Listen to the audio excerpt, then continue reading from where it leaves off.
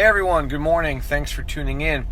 Real quick, I wanted to let everyone know I do appreciate the nice comments after we put out these videos. I want to encourage you, feel free to share them with anybody you think might benefit from the messages. If you don't get to watch these videos live, I do try to put them out every Friday morning, but if you don't watch them live, we do save them on my Facebook page, on the West Visalia Church of Christ Facebook page, as well as trying to also put them up on the church YouTube channel.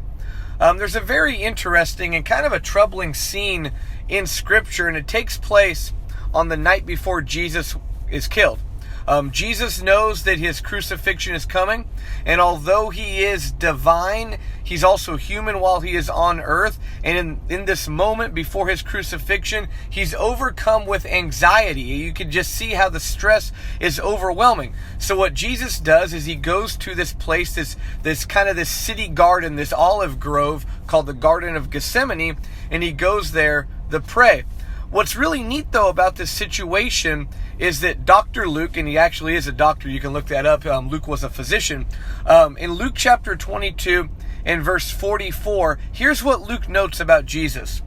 It says, "And being in agony, he prayed more earnestly, then his sweat became like great drops of blood falling on the ground."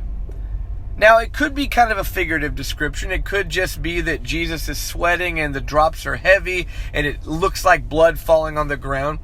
Or it could be that Luke is pointing out something. It's an actual medical event, and I don't know if I'm pronouncing it right, called hematidrosis, where when a person is under great stress, they'll actually have the blood vessels under their skin burst, and they will literally sweat blood. And there's documented cases on this. You can look that up online. But what happens is a person is under great stress and such anxiety, their body goes into this kind of fight or flight reflex, and they sweat blood. There's cases of like a soldier about to go into battle, and they're so afraid, the stress causes them to sweat blood. Someone about to be executed, sailors sailing out into a storm, and other medical conditions that cause this to happen.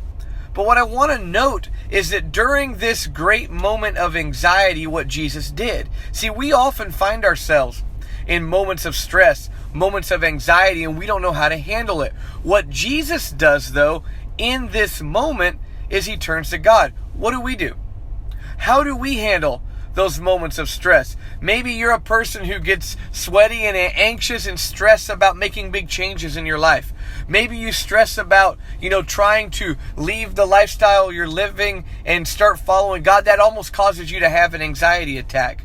My thoughts today for all of us are simply this.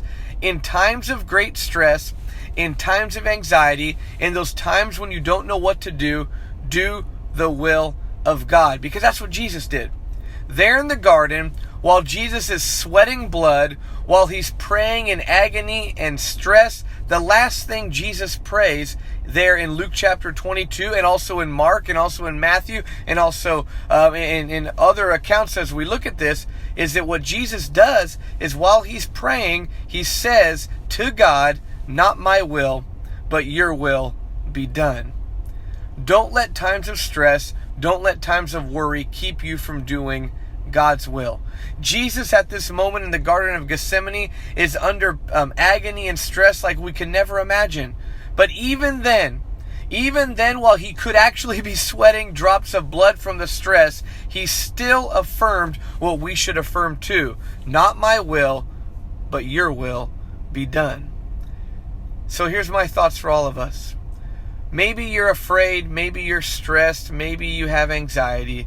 During those moments, don't do your will, don't do man's will, but look to do God's will.